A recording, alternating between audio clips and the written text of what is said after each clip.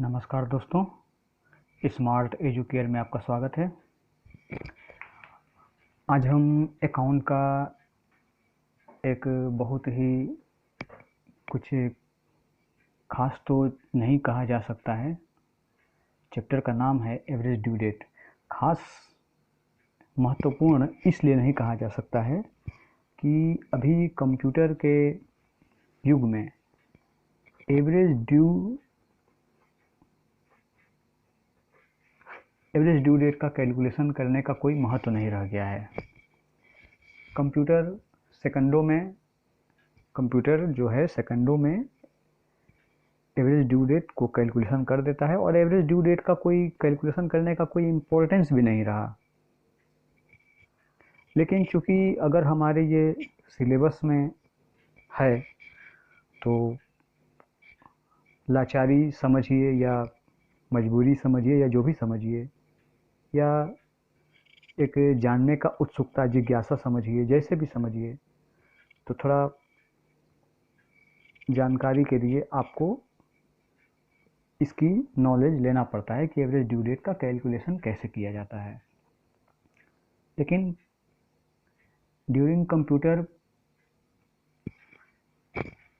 Period कोई भी इसका महत्व नहीं रह गया है।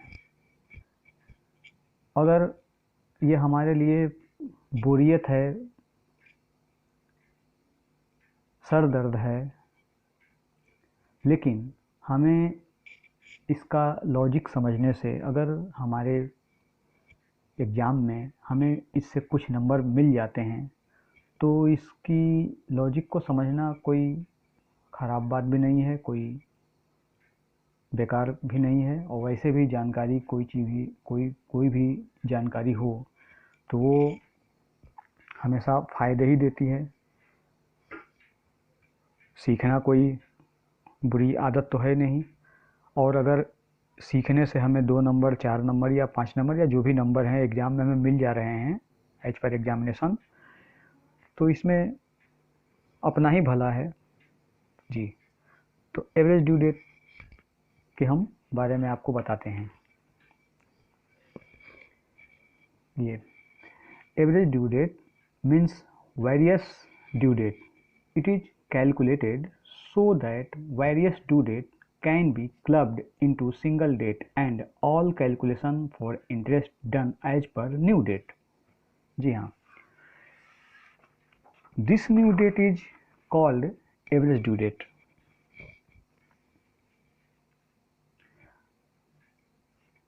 Calculation of average due date equal to base date plus total product divided by total amount। हम सारे लॉजिक को समझाएंगे, ठीक है।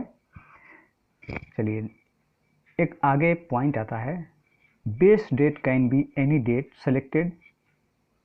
Preferred date should be from date given in question which is more suitable to take the earliest due date as base date. Date should be counted from next date up to due date when counting from first day of year, then include first day also in number of days. इसके बाद का point है,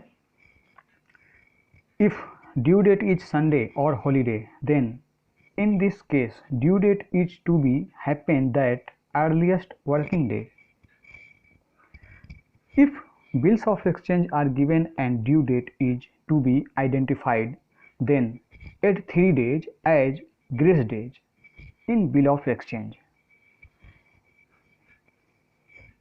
interest का calculation करने के लिए, calculation of interest from average due date से हम कैसे निकालेंगे, इंटरेस्ट की कैलकुलेशन करेंगे वो समझ लीजिए। Interest equal to amount into rate of interest into period, where period indicates date of transaction to average due date. मान लेते हैं कि 1 लाख हमने रिसीव किया एज ए लोन। किस डेट को?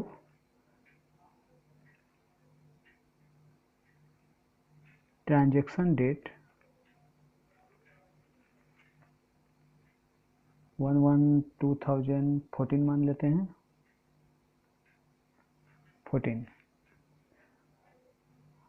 at the rate of 12% per annum. Okay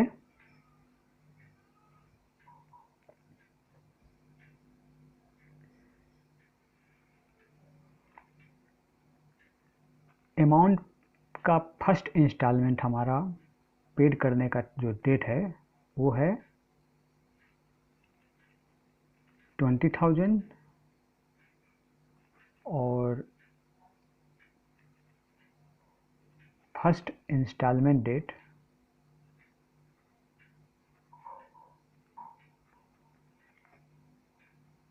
1/1/2016। उसी तरह सेकेंड इंस्टॉलमेंट डेट भी 20,000 है,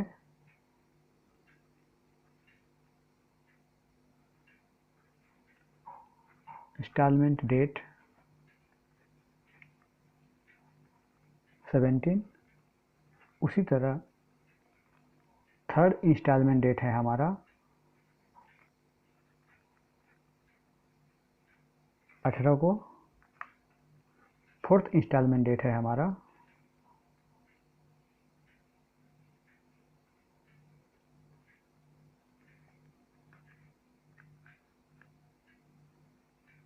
19 को, और फिफ्थ इंस्टॉलमेंट डेट है हमारा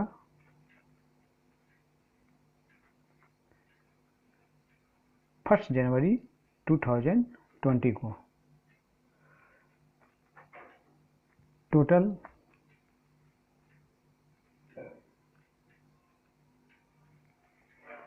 1 2 3 4 5 1 लाख 1 लाख।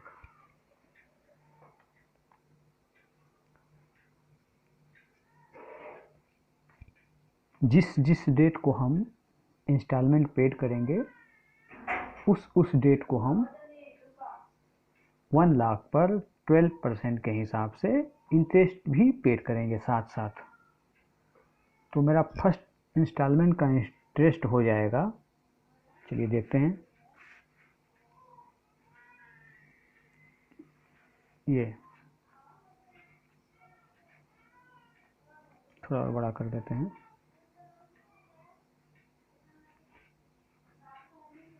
2014, 15, 16, 17, 18, 19 और ये 20।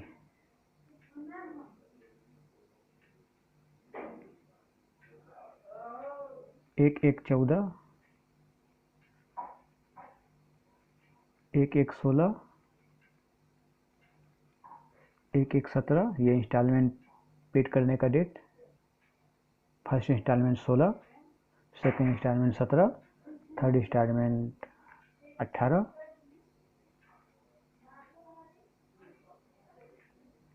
उसी तरह ये 1/1/19 और ये 1/1/20।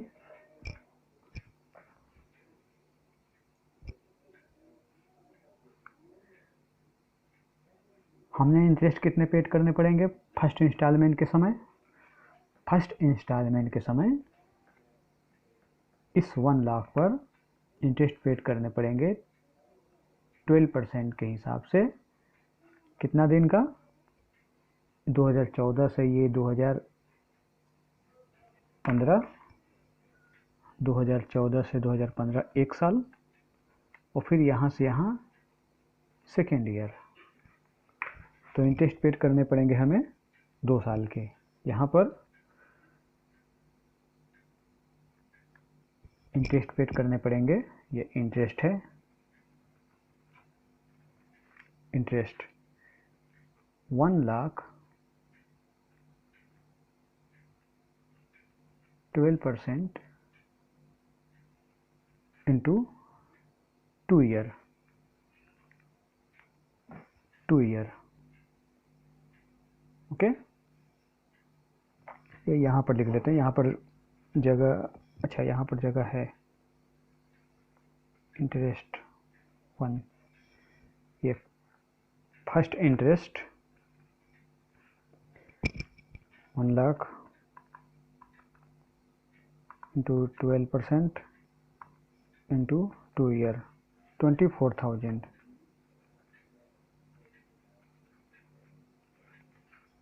सेकेंड इंस्टॉलमेंट के समय इंटरेस्ट मेरा कितना हो जाएगा? 1 लाख में से 20,000 पेड कर दिए तो मेरा ड्यू बैलेंस कितना बचा रहा? 80,000। 80,000 हमारे ड्यू हैं 1116 से, और इसकी इंस्टॉलमेंट पेड करने की डेट है हमारी 1117। तो हमारा ड्यू डेट से लेकर के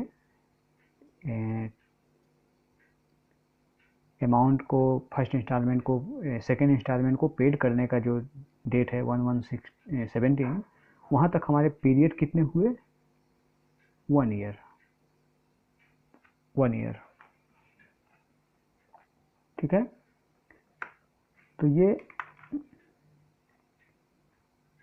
मेरे 1 लाख में से मैंने 20,000 फर्स्ट इंस्टॉलमेंट पेड कर दिए, तो उसके बाद मेरे कितने बैलेंस ड्यू रहा? 80,000। ये 80,000 इंटू सॉरी 1 ईयर, ये 1 ईयर। देखते हैं कितना आता है। 9600 आएगा, 12,896, 9600, ठीक है। थर्ड इंस्टॉलमेंट मेरा पेड होगा 1 जनवरी 2018। 1 जनवरी 2018 को पेड होगा थर्ड इंस्टॉलमेंट। तो मेरा ड्यू डेट 1 जनवरी 2017 से 1 जनवरी 2018 तक का कितना पीरियड हुआ? 1 ईयर। फिर इंटरेस्ट कितना चार्ज करेंगे? कितने पर? 80,000 तक हमने पेड कर दिया था, सॉरी 40,000 तक हमने पेड कर दिया था। 40 हो गया। उसके बाद का मेरा बैलेंस कितना बचा? 60। ये 60,000 इंटू 12% इंटू 1 ईयर।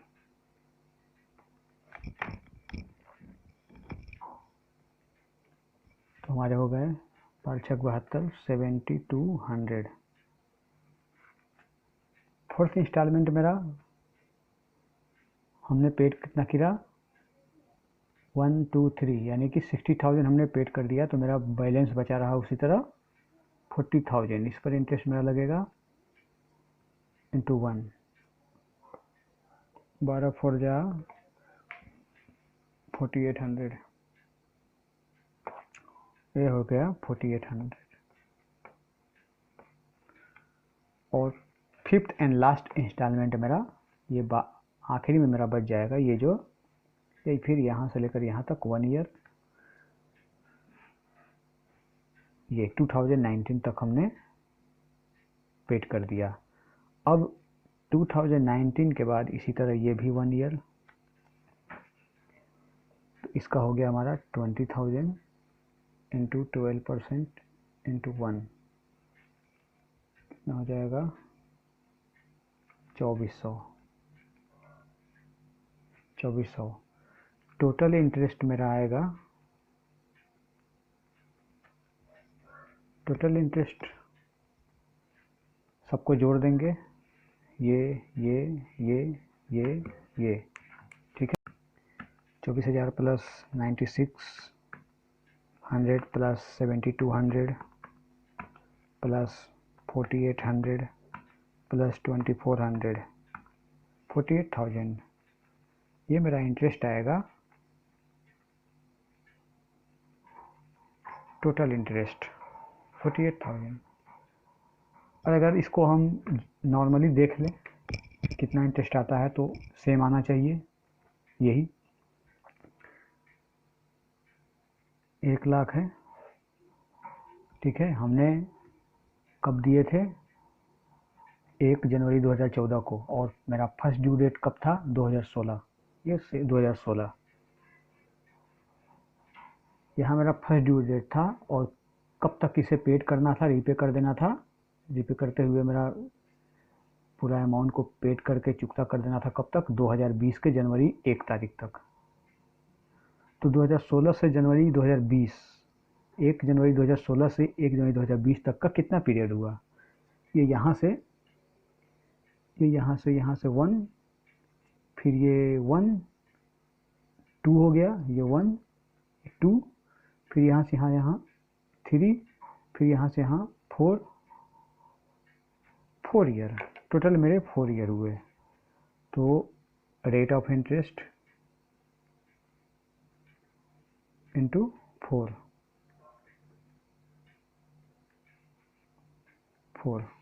देखते हैं कितना आते हैं।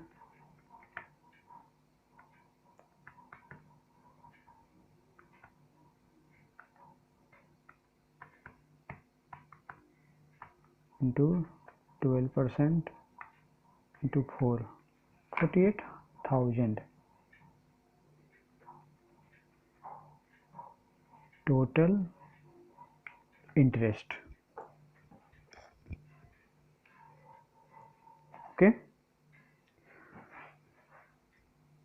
तो अगर हम इंस्टॉलमेंट पेड करते हैं और उस दिन का हम इंटरेस्ट निकालते हैं, तो फर्स्ट इंटरेस्ट मेरा ये हो गया। फर्स्ट डेट का इंटरेस्ट जो है मेरा 24,000 हो गया।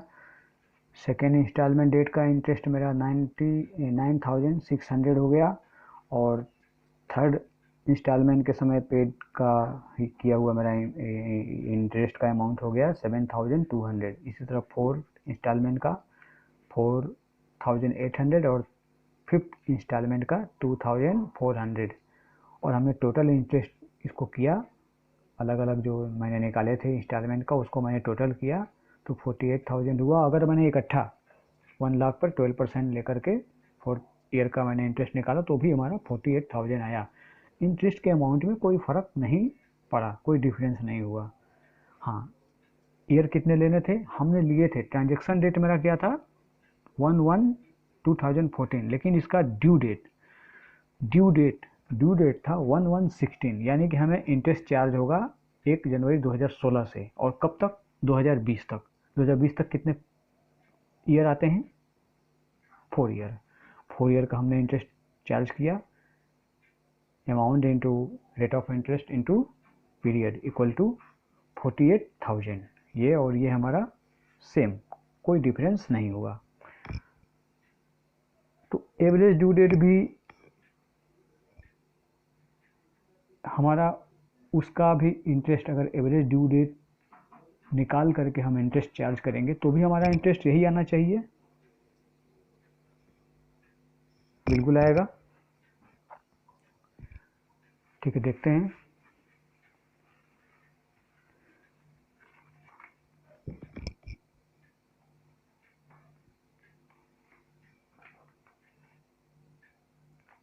चलिए, सबसे पहले एवरेज ड्यू डेट निकालने के लिए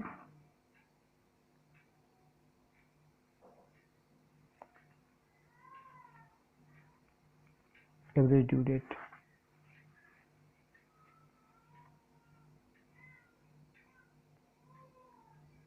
यहाँ पर ड्यू डेट होगा, ड्यू डेट का एक कॉलम होगा, ड्यू डेट के बाद अमाउंट का एक कॉलम होगा, उसके बाद पीरियड, उसके बाद प्रोडक्ट। ड्यू डेट हमारा ये ड्यू डेट है हमारा, ये फर्स्ट ड्यू डेट 1 जनवरी 2016, 1/1/16। उसी तरह 1/1/17, 1/1/18, 1/1/19, 1/1/20।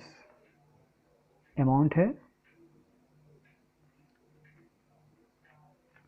20,000, 20,000, 20,000, 20,000, 20,000, टोटल हमारे हो गए 1 लाख।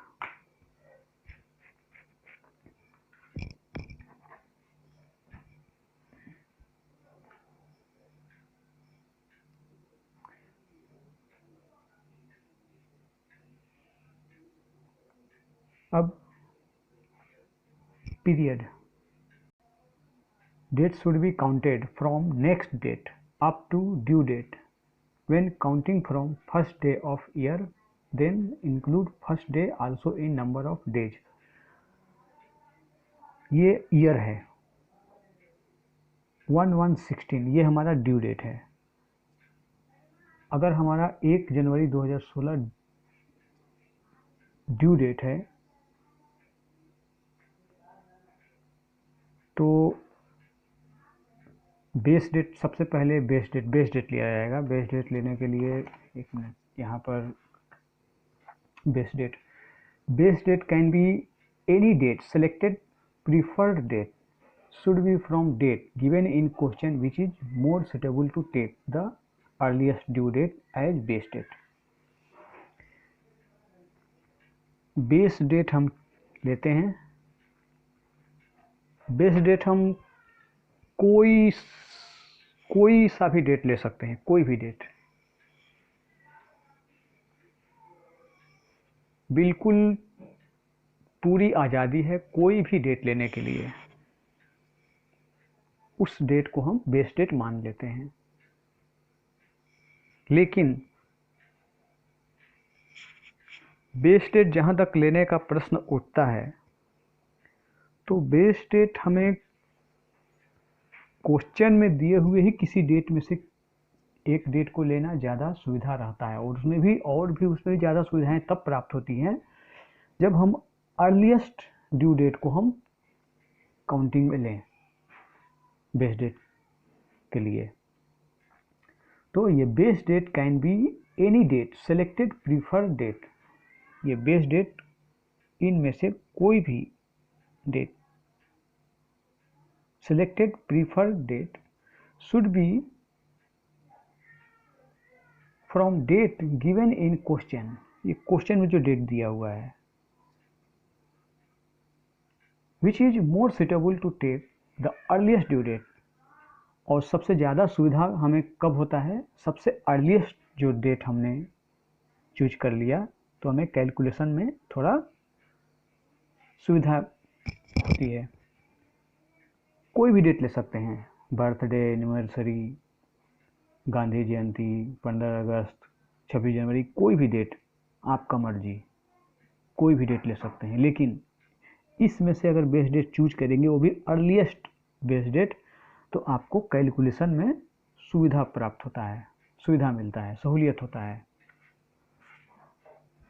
ठीक है, तो हम बेस डेट मान लेते हैं 1/1/16। सबसे अर्लीस्ट डेट कौन सा है, 1 जनवरी 2016, 1/1/16। अब बेस डेट से लेकर के ड्यू डेट 1 जनवरी 2016 से लेकर के 1 जनवरी 2016 को हमारे कितने दिन होंगे, 0। ठीक है, हमने ड्यू डेट को काउंटिंग नहीं करना होता है, और वहाँ तक काउंटिंग करना होता है जहाँ तक वो डेट ड्यू डेट हो।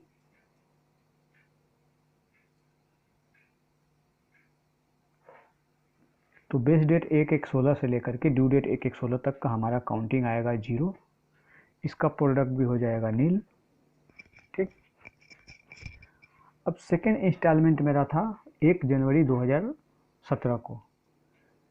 1 जनवरी 2017 को सेकेंड इंस्टॉलमेंट था, तो उस दिन हमारा नंबर ऑफ ईयर कितने आ जाएंगे, हमारा ड्यू डेट है 1 जनवरी 2017 और हमें बेस डेट लिए हैं 1 जनवरी 2016।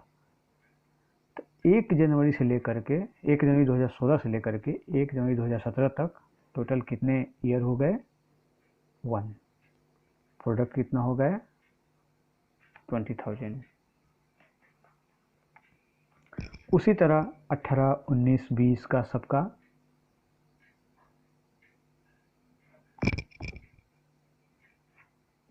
जो पीरियड है वो एक एक साल के ड्यूरेशन पर बढ़ रहा है। यहाँ पर देख रहे हैं आप, तो ये 2 साल हो जाएगा, ये 3 साल हो जाएगा और ये 4 साल हो जाएगा। और प्रोडक्ट हो जाएगा इसका 40,000, 60,000 और ये 80,000। ये टोटलिंग देखते हैं, 20, 40, 60, 60, 120 और 80, 200, 200,000, 2 lakh. Okay,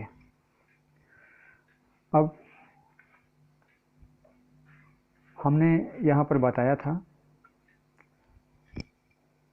average due date कैसे निकालते हैं। एवरेज ड्यू डेट इन कई सारे वेरियस ड्यू डेट में से किसी एक डेट को सिलेक्ट करके निकाला जाता है।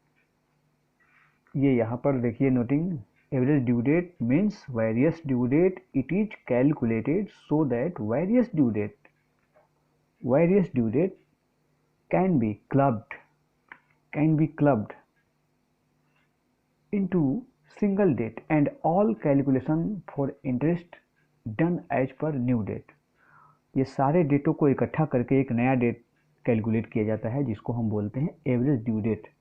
और सारे जो इंटरेस्ट के जो चार्ज हैं वो उसी डेट को उसी रेट ऑफ इंटरेस्ट के हिसाब से चार्ज करके निकालते हैं। उस डेट को ही हम बोलते हैं एवरेज ड्यू डेट। तो एवरेज ड्यू डेट निकालने के लिए ये जो फॉर्मूला था यहाँ पर, average due date equal to base date plus total product, ये total product divided by total amount. चलिए एवरेज ड्यू डेट यहाँ पर निकाल लेते हैं। Average due date equal to base date plus product amount. Base date हमारा कितना है, 1/16, 1/16 प्लस ये टोटल प्रोडक्ट 2 लाख और ये अमाउंट टोटल 1 लाख, डिवाइड करेंगे तो आएगा 2 और ये होगा ईयर। तो हमारा एवरेज ड्यू डेट हो जाएगा 16, 2, 18, 1, 1,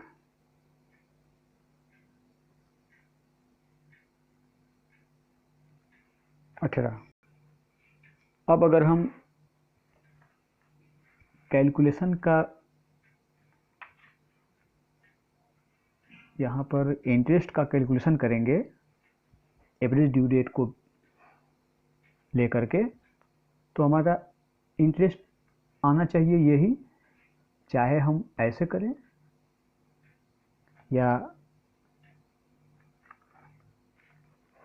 ऐसे करें या एवरेज ड्यू डेट के हिसाब से करें, ये 3 नंबर। तो मेरा हर कंडीशन में रेट ऑफ इंटरेस्ट मेरा 12% रहेगा और मेरा इंटरेस्ट कितना ड्यू होगा, कितना आएगा, 48,000 ही आएगा। चलिए तो चेक करते हैं इसको।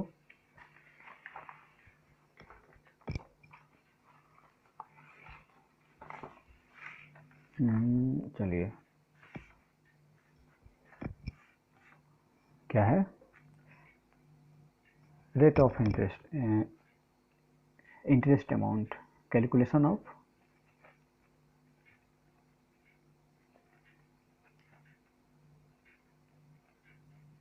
इंटरेस्ट का कैलकुलेशन करने के लिए amount into rate of interest into period. ठीक है, ये यहाँ पर हमने नोटिंग किया था। कहाँ गया ये calculation of interest. Calculation of interest from average due date amount into rate of interest into period, और पीरियड का मतलब हुआ where period indicates date of transaction to average due date.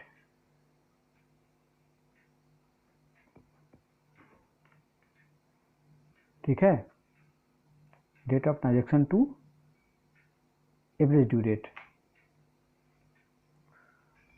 तो डेट ऑफ ट्रांजेक्शन मेरा क्या था, base date जिसको हमने लिया 1/1/16।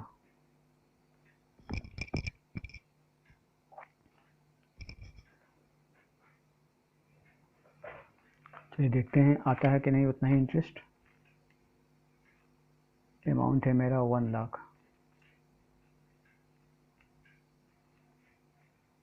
Into 12% into period.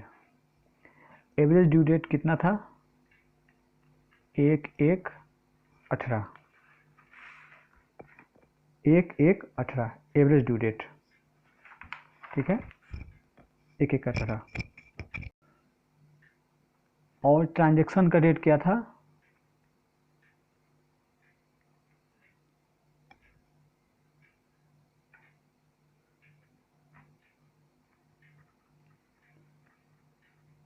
Transaction date मेरा था 1/1/14। ये ट्रांजैक्शन डेट 1/1/14 और एवरेज ड्यू डेट मेरा क्या है, ये है, और ये डेट ऑफ ट्रांजैक्शन।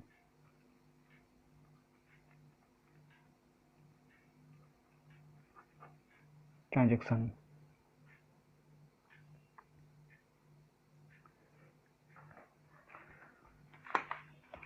तो एवरेज ड्यू डेट से date of transaction date of transaction से लेकर के एवरेज ड्यू डेट तक हमारे कितने ईयर हुए। डेट ऑफ ट्रांजैक्शन 2014 1 जनवरी से लेकर के ये 15 तक 1 साल, उसके बाद फिर ये 2 साल 16 को, फिर ये 17 को 3 ईयर, फिर 18 को 4 ईयर। ये हमारे टोटल आए 4 ईयर्स, यानी कि यहाँ पीरियड हमारा कितना हुआ, 4। देखिए calculation of interest, interest equal to होता है amount into rate of interest into period. Amount कितना था 1 lakh into rate of interest 12% and period हमारा 4। कैसे, ट्रांजैक्शन डेट हमारा 1/1/2014 और एवरेज ड्यू डेट 1/1/2018। ये चाहे कि कोई भी डेट हम लेकर काउंटिंग करें, बेस डेट किसी को भी मानकर काउंटिंग करें, हर हाल में मेरा एवरेज ड्यू डेट 1 जनवरी 2018 ही आएगा। हम इसको भी लेकर दिखा देंगे, इसको भी लेकर दिखा देंगे, किसी भी लेकर को, चाहे ये 1 जनवरी 2018 ही ले लीजिए, चाहे अपना कोई भी एनिवर्सरी, बर्थ एनिवर्सरी, जो भी जो समझ में आए कोई भी डेट आप ले सकते हैं। जो भी डेट लेंगे तो आपको एवरेज ड्यू डेट आपका 1 जनवरी 2018 ही प्राप्त होगा। लेकिन सुविधा क्या होता है कि date should be counted from next date up to, नहीं कहाँ गया ये, base date can be any date selected. Preferred date should be from date given in question which is more suitable to take the earliest due date as base date. इन डेटों में से कोई एक date को ही हम बेस डेट मान लें तो अच्छा है, और वो भी कौन सा। ठीक है, तो ये सबसे पहले वाले डेट अर्लीस्ट डेट हमारा 1 जनवरी 2016 था। हमने 2016 को बेस लिया, 2016 को बेस लेकर के हमने ये कैलकुलेशन किया, एवरेज ड्यू डेट आया, base date plus sigma product divided by sigma amount हमने कैलकुलेट किया ये, और मेरा आना चाहिए कितना, 48,000 ही आना चाहिए, ये 48,000 ही आना चाहिए, ये 48,000 ये आ गया। देख लीजिए,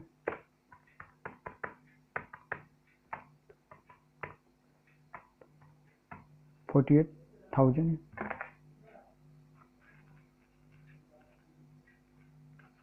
48,000 इसका जो कैलकुलेशन आया है 48,000, इसका ये फॉर्मूला है, इंटरेस्ट का फॉर्मूला ये है, interest equal to amount into rate of interest into period. अगर हम मान लेते हैं कि फॉर्मूला को दिखाने के लिए, फॉर्मूला का कॉन्सेप्ट क्लियर करने के लिए, ये अमाउंट है कितना, 1 लाख,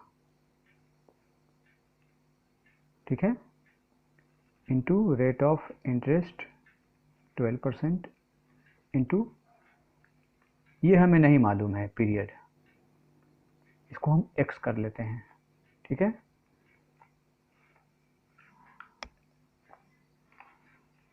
ये ऐसे हमने किया तो ऐसे आया x, ये पार्ट और ये पार्ट, यानी कि ये 24,000, 9600, 7200, 4800 एंड 2400, ये इसका टोटलिंग ये दोनों के बराबर है, इक्वल है, इसका भी 48,000 आया और इसका भी 48,000 आया, बराबर है, तो हम ऐसे इसको लिख सकते हैं, ये 24,000 प्लस प्लस प्लस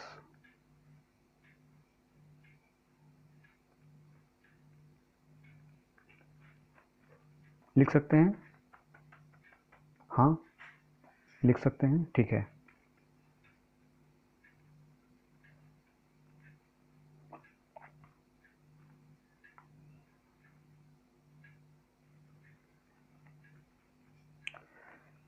ये यहाँ पर 24,000 ऐसे हुआ है, ये 1 लाख इंटू 12% इंटू 2 प्लस इसके लिए ये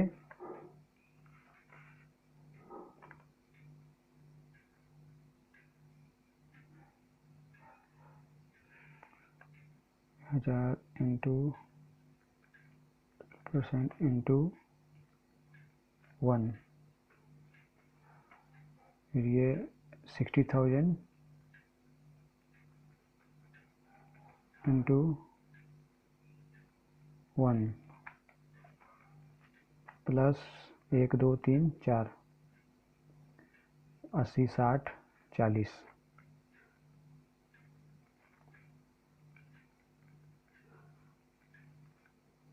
और ये लास्ट वाला है हमारा 20,000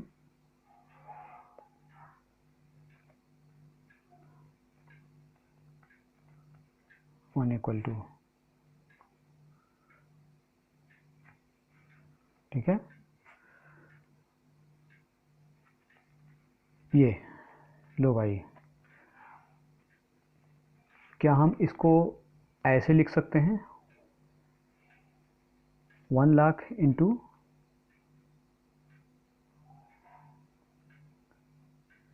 2 प्लस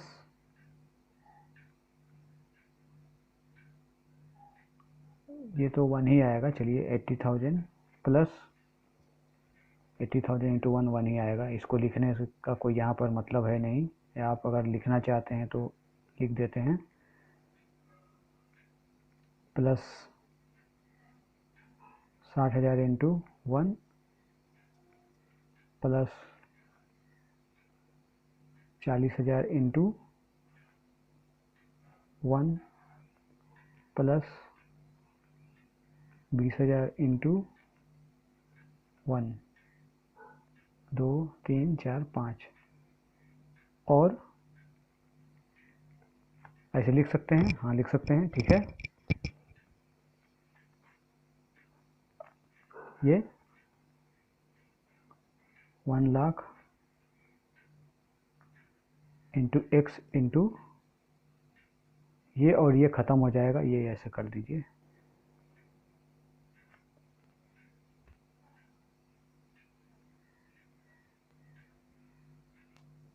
एक मिनट, इसको हम यहाँ पर ही ख़त्म कर देते हैं।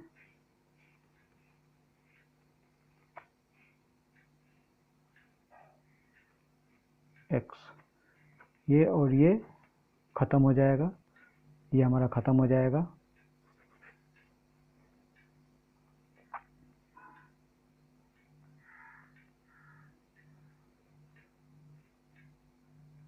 इक्वल टू ये 2 lakh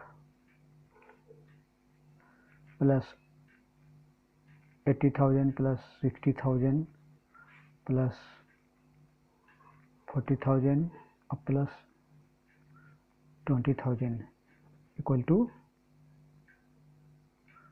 1 lakh equal to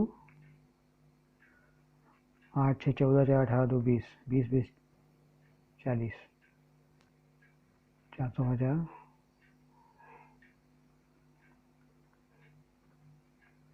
x equal to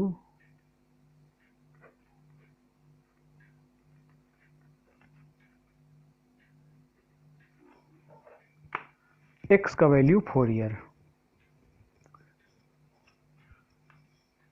तो हमने चेक भी कर लिया, ये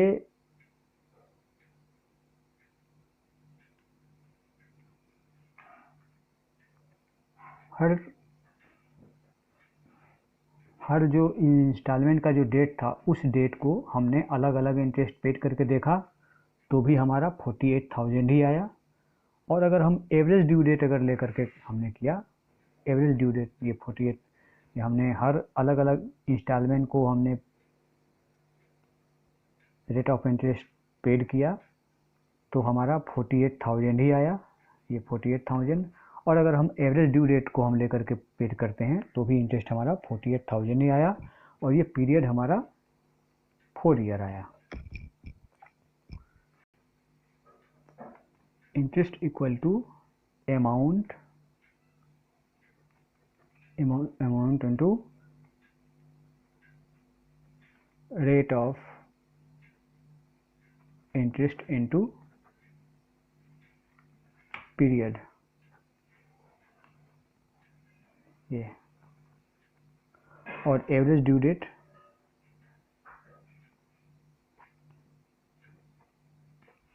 equal to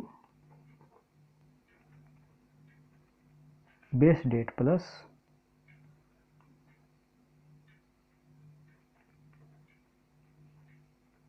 total product divided by total amount, ये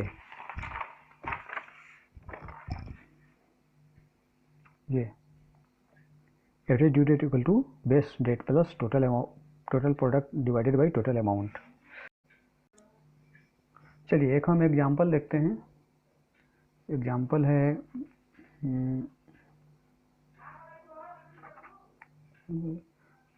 following bills are due on following bills are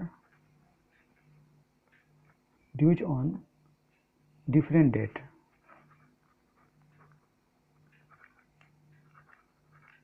different date. कौन कौन सी डेट है? ड्यू डेट, ड्यू डेट 1/5/2010, 1/8/2010,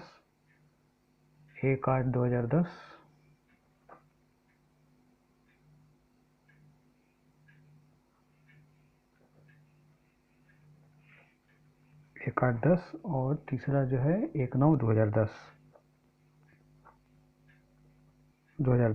ठीक है। अमाउंट है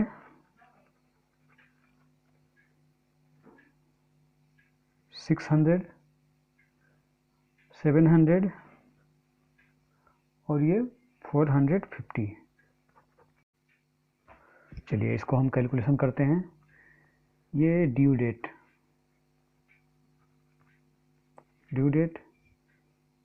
ये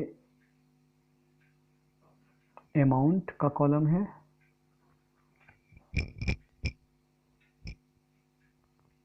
और ये नंबर ऑफ डेज, और ये प्रोडक्ट प्रोडक्ट 1/5/10, 1/8/10,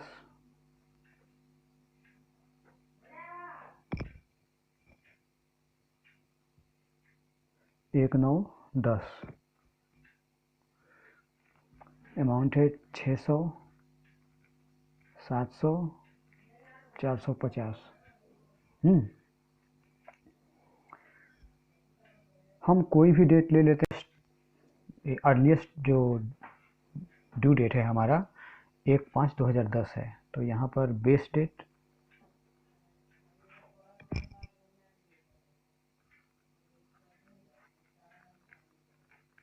1/5/10, तो बेस डेट के दिन हमारा नंबर ऑफ डेज 0 हो जाएगा और इसका प्रोडक्ट हो जाएगा 0। ठीक है। अब 1/8/10 को हमारा नंबर ऑफ डेज कितने हुए 1/8/10 को, तो ये हमारा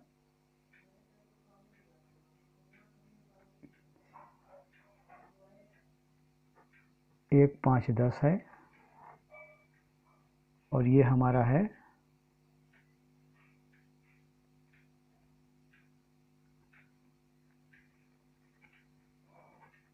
10/9/10 है। ठीक है। ये ड्यू डेट हमारा 1/8/2010 है, तो हमारा मई का महीना में एक दिन हमारा निकल गया, तो हम 2 तारीख से मई के 2 तारीख से काउंटिंग करेंगे, तो मई के हमारे 2 तारीख को काउंटिंग करना है, 2 तारीख को काउंटिंग करना है, 3 को काउंटिंग करना है, 4 को काउंटिंग करना है, 5 को करना है, इसी तरह 31 मई को काउंटिंग करना है। 31 मई तक हम काउंटिंग करेंगे, 2 मई से लेकर के 31 मई तक, तो हमारा टोटल जो नंबर ऑफ डेज है वो मई का महीना में 30 आएंगे। फिर जून के महीना में पूरा मिलेगा हमें 30 दिन, फिर जुलाई के महीना में पूरा 31 दिन, फिर अगस्त के महीना में 1 दिन, उसको हम काउंट कर लेंगे, इंक्लूड कर लेंगे, तो 92 में 700 का इंटू करेंगे प्रोडक्ट के लिए, 64,400, 64,400। ठीक है। उसके बाद नेक्स्ट जो ड्यू डेट है 10/9/2010, तो हम इसको छोड़ देंगे और इसको ले लेंगे, हम इसको हम काउंटिंग में लेंगे, और तब तक जहाँ तक ड्यू डेट है यहाँ तक काउंटिंग में लेंगे। तो मेरे डेट कितने आ जाएंगे, ये हम इसको छोड़ दिए, तो मई के महीना में हमारे मिले 30 दिन, जून के महीना में 30 दिन, और जुलाई के महीना में 31 दिन, अगस्त के महीना में 31 दिन, और सितंबर के महीना में कितना है 10 तारीख है, 10 दिन इसको काउंट किया है हमने, 10 तारीख है। तो टोटल हो गए 3 3 6 3 9 3 12, 120 30 31 32 132, कितना हुआ काउंटिंग कर लो, 30 30 31 31 1, 30 30 31 31 1, ये 10 तारीख नहीं था, ये 1 तारीख था, 1 तारीख था, 1 तारीख, 1 तारीख था, यहाँ पर 1 होगा। ठीक है। 30 30 60 30 90 3 120 123 दिन, 123 दिन, 123 दिन, ये 30 + 30 31 + 31 + 1, 123 × 405, 123 × 405 इक्वल टू 55,350, 55,350, 55,350 प्लस 64,400, 119750, 119750। ठीक है। अब average due date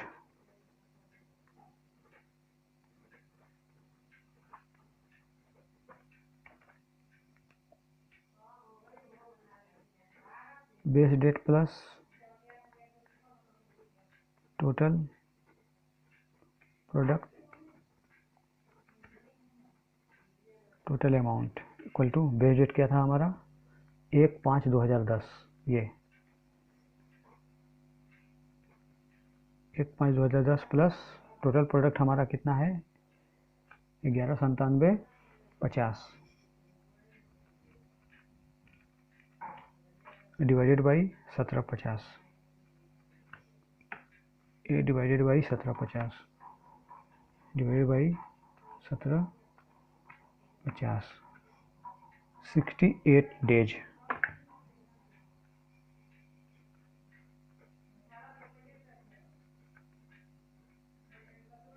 sixty eight ही था ना, हाँ 68 डेज। अब आप इसको निकाल लेंगे जो भी डेट आता हो, ये 68 डेज,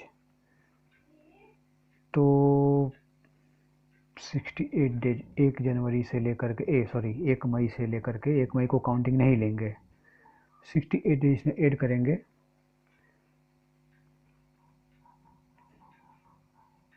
तो हमारे लिए सबसे पहले मई का महीना में 30 दिन मिलेगा, जून के महीना में 30 दिन मिलेगा और जुलाई के दिन में 8 दिन मिलेगा, यानी कि 8 जुलाई और डेट है 2010, एवरेज ड्यू डेट है, यानी कि एवरेज ड्यू डेट 8 जुलाई 2010। ओके, अब हमने ये पॉइंट लिखा हुआ है, एक पॉइंट लिखा हुआ है, ये देखिए, if bills of exchange are given and due date is to be identified, then add 3 days as grace days in bills of exchange.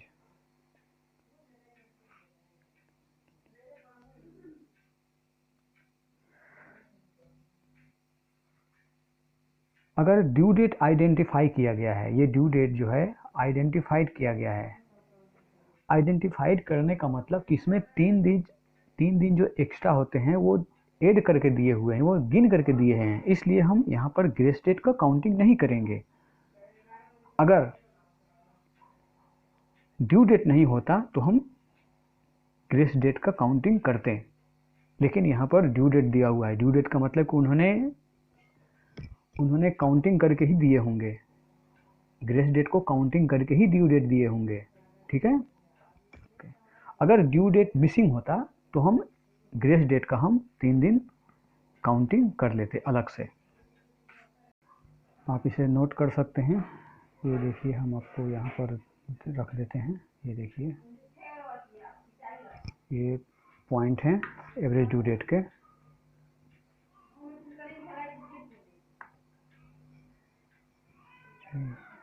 धन्यवाद दोस्तों।